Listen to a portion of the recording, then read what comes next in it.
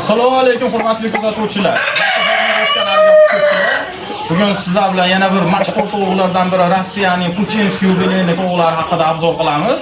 Yana Qodir akamning fermalaridamiz. Bu tovuqni tuxumi, jo'jalari kerak bo'lsa aloqaga chiqib olasizlar bemalol. Hozir sizlarga bular haqida to'liq ma'lumot berib o'taman. Puchinskiy yubileyli.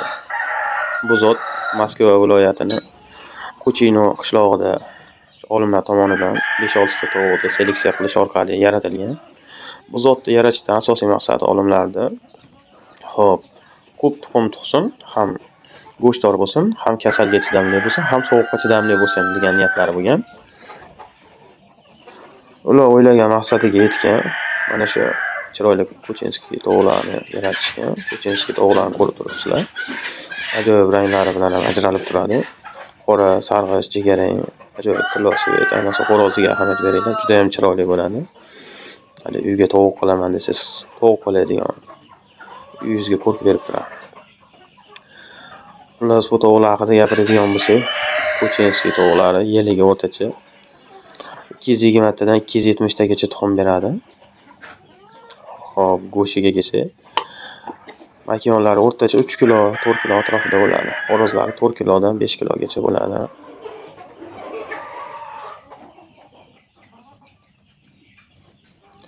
Bu juda ham moslashuvchan tovuq. Ayniqsa xonadonda boqqani juda ham yaxshi tanlov deb o'ylayman. Men o'zim boqib ko'rganman bu tovuqni.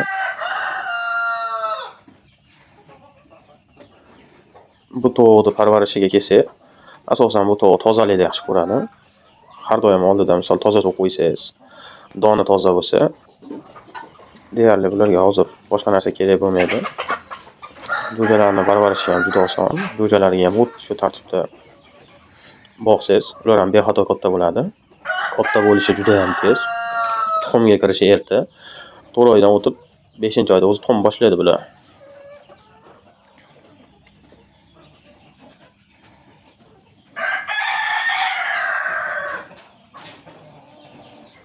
Keyin bular tuxum bosib, tuxum ochib chiqishi ham juda ham yaxshi.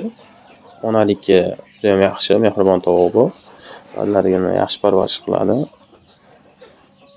Xullas, agar yangi parranda boshlamoqchi bo'lib turgan, parrandachilikni boshlamoqchi bo'lib turgan aka-ukalarimiz bo'lsa, mana shu tovuqni hozir boqishni tavsiya qilaman. Ham yangilik narsa. Agar qiziqqanlar bo'lsa, bemalol aloqaga chiqinglar. Tuxum yo jo'jasidan qilib beramiz qo'ldan kelgancha.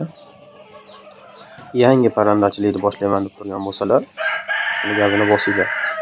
Tuxumi yo jo'jasidan olib ko'paytirsalaring, 4-5 oyda tuxumga kiradigan bo'lsa, o'zi 4-5 oyda degani bu yozda o'zi natija ko'rsatishni boshlaydi sizlarga. Juda vaqt o'tkazmasligi kerak. Ko'pchilik yana xato qiladigan narsalardan bittasi, havo issisa jo'ja olaman yo boshqa qilaman deydi. Havo issisa yozda degani bu o'zi immuniteti past chiqadi jo'jalarda.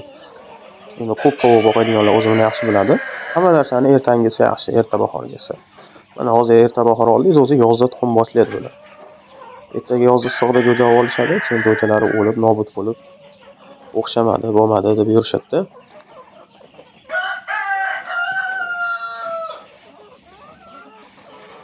Hozir ayni vaqti ancha bo'lsa hozir olinglar, boqinglar. Ertacha tuxumga kirsa, sizlar ham tezroq daromadga o'tishlaring. Biz ham xursand bo'lamiz. Parrandachilik haqida agar yordam kerak bo'lsa, maslahatlar kerak bo'lsa, bemalol o'zimga aloqaga chiqib olasizlar.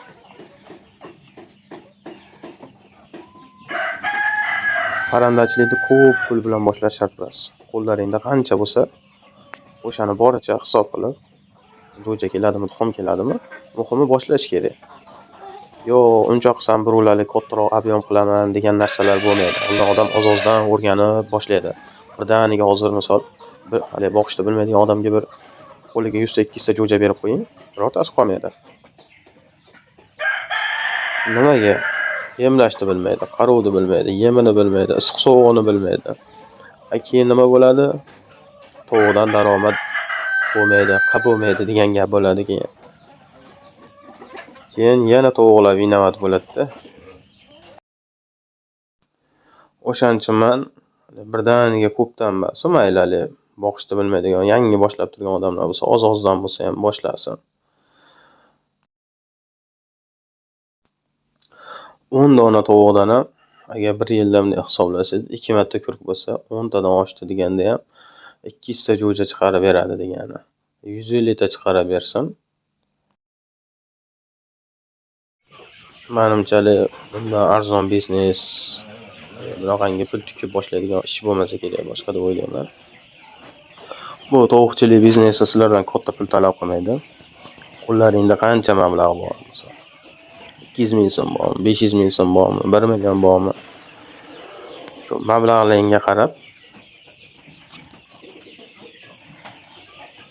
harakat qilaverish kerak deb o'ylayman. Muhimi boshlash kerak. Ertaga, indinga qilaman degan gaplarni yig'ishtirish kerak. Sirazi menga telefon qilib, bo'ldi jo'jaga boryapman desalaring, men sizlarga tayyor qilib qo'yaman jo'jalarda. Albatta bu gaplarim hazil.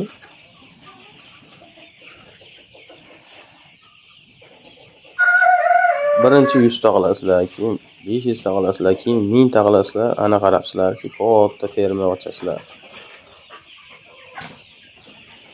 Faqat hamma narsa o'z-o'zidan bo'lmaydi. Oldin tovuqni o'sha oz-ozdan boqib o'rganish kerak. Qachon emlama qilish kerak, bular qachon davolash kerak, qachon vitamin berish kerak. Hammasini to'liq o'rgansalaring, keyin inshaalloh qolgan hammasi yaxshi bo'ladi. Xullas do'stlar, agar video manfaatli bo'lgan bo'lsa, like bilan podpiska bosib qo'yinglar. Inshaalloh keyingi videolarda bundan ham qiziqarli videolar obzor qilishga harakat qilaman. Endi qo'ldan kelgancha bizni kuzatishda davom etinglar. Sizlarning qo'llab-quvvatlashlaring biz uchun juda ham muhim. Keyingi videolarda bundan ham qiziq obzorlar qilishga harakat qilamiz. Sog' salomat bo'linglar.